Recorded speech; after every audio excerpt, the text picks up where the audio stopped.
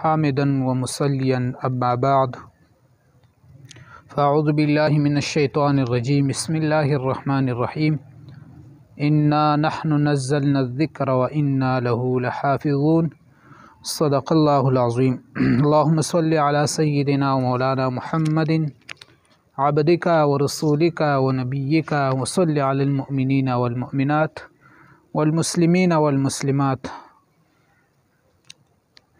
عزتمندو الله جل جلاله په قرآن عظیم شان کې فرمای چې انا نحن نزلنا الذکر وانا له لحافظون.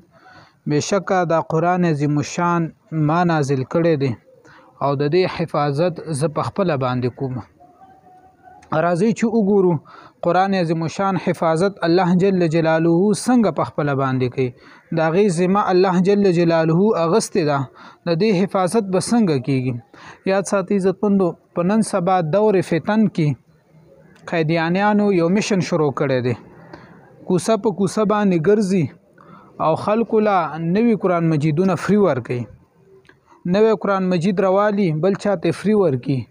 همدغه شانته کوسه په کوسه باندې اغوی گاڑی ګرځي، ډک ډک گاڑی قرآن شریفونه ګرځي او خلکو ته دغه قرآن مجیدونه ورکي. خدغه قیدیانانو په دې کې رد بدل کړي دي.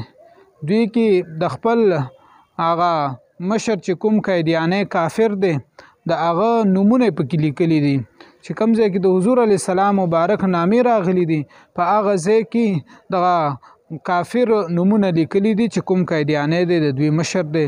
الله دې دوی غرق او تباہ کی.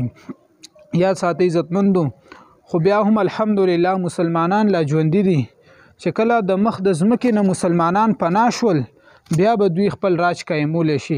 الحمدلله ثم الحمدلله مسلمانان چې ترسو پر یو هم ژوند دی زمونږ دا ایمان دی، دام یقین دی، دام عقیده ده چې ان شاء الله العزیز دغه قیدیانه کافر دا د مسلمانانو یو حرف ته نقصان د قرآن عظیم شان نشي رسوله. او وجه څه ده؟ هغې ذمه خدای پاک په خپله اغستې ده او دغه ذمه خدای پاک پوره کړې ده. د مسلمانانو په وجه باندې دغه ذمه الله جل جلاله پوره کړې ده. دغه قرآن عظیم شان حفاظت کیږي. په کوڅو کې ګرځي او خلکو ته قرآن شریفونه ورکوي، فری قرآن مجیدونه خلکو ته ورکوي.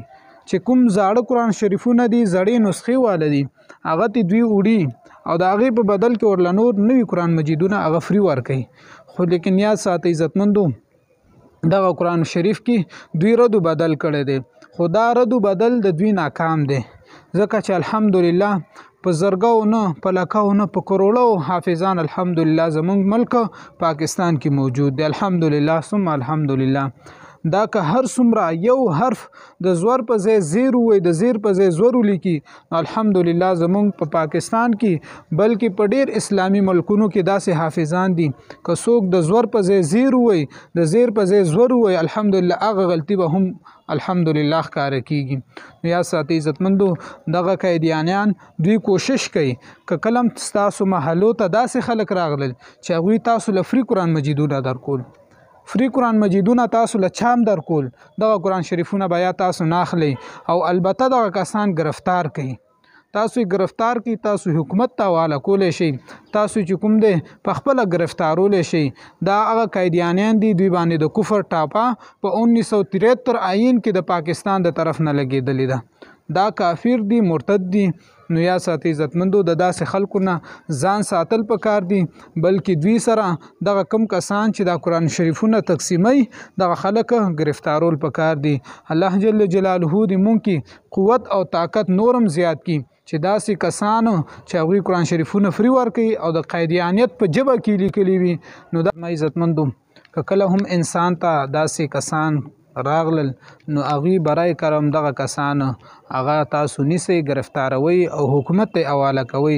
چا سره تاڼه نږدې، چا سره نور حکومت نږدې وي، هر قسمه پوځ چا سره نږدې وي، چا سره ملیشه نږدې وي، نو هغوی ته دا فورا اطلاع کوئ او دغه خلک گرفتاروي. الله جل جلاله دې مونږ او تاسو ته په دې باندې توفیق را نصیب کړي چې دغسې خلک مونږ او تاسو گرفتار کړو او حکومت ته ورکړو. وما علینا الا البلاغ المبین.